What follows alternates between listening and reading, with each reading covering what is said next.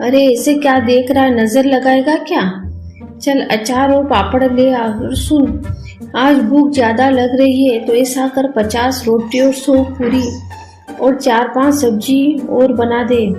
रामू हाँ में सिर रामू हाँ में सिर हिलाकर चल गया। उसके बाद तेंदू बना बना कर देता गया और तेंदू खाता गया। आखिर में रामू थक कर रसोई में बैठ गया। तेंदू, अरे इस मोटी ने तो जान ही निकाल दी। मैं तो यहाँ खुश होकर काम करने आया था।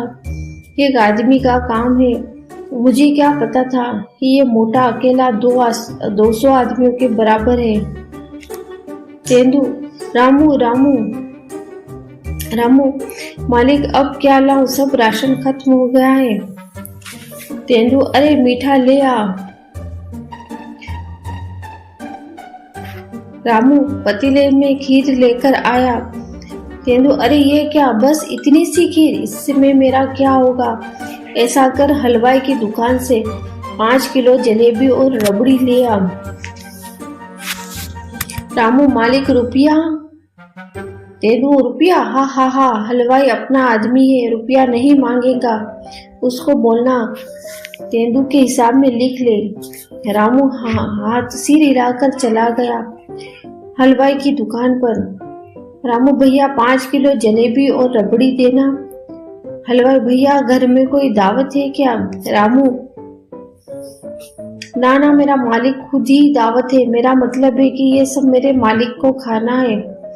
हलवाई, अच्छा अच्छा, तो तुम तेंदू के यहाँ से आए हो। मैं सोच ही रहा था कि आज उसके यहाँ से कोई क्यों नहीं आया। ये लो 5 किलो जलेबी और रबड़ी और मोतीचूर के लड्डू। उसको कहना आज बेसन खत्म हो गया है। रामू, पर लड्डू नहीं लेने। हलवाई, लेकर जाओ भैया, तुम्हें नए लगते हो पर हमारा तो ये रोज का काम है, नहीं ले गए तो आधे घंटे बाद दोबारा आना पड़ेगा। रामू, अच्छा अच्छा ठीक है।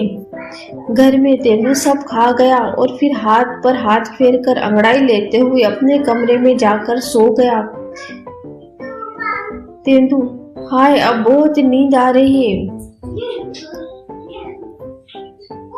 तेंदू घर का काम करते हुए तेंदू कमरे से बाहर निकल गया। रामू, इतने जोर की आवाज कहाँ से आ रही है? उसने कमरे में जाकर देखा तो तेंदू जोर जोर से खर्राटे ले रहा था। मुझा, रे बाबा, ये आदमी है कि राक्षस है, इतने जोर से खर्राटे लेता है भैया।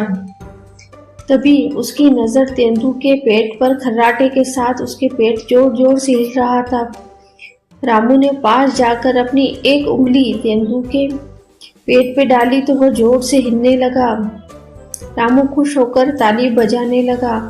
उसने फिर से उंगली तेंदू के पेट में डाली और वह जोर से हिला।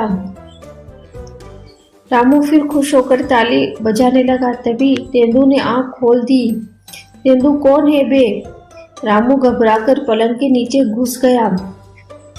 तेंदू, अरे कोई नहीं है। तेंदू ने उठकर अलमारी खोली और सुपारी निकाल कर खाई और फिर वो अपने पलंग पर जैसे ही सोने के लिए बैठा वो टूट गया और रामू के ऊपर तेंदू गिर गया। रामू, अबे अबे मोटे हट ना। रामू, भूत भूत भूत ये कहता हुआ तो उठने की कोशिश करता है और फिर रामू पर बैठ जाता। तेंदू, अरे बचाओ बचाओ, भूत भूत। गिरता पड़ता वो बाहर जाता है कि उसकी पत्नी आ गई। पत्नी, अरे क्यों जोर से चिल्ला रहे हो? तेंदू, भूत, कमरे में भूत है। पत्नी, आपसे आपके जैसे भूत के रहते किसी और भूत को की हिम्मत है जो इधर आ जाए? तेंदू, डर से जा मेरी जान निकल रही और तुम वापस कैसे आ गई? पत्नी, रास्ते में बाजार में चूड़ियों और साड़ियों की सेल लगी थी तो मैं वहां चली गई, बस इसी चक्कर में ट्रेन निकल गई।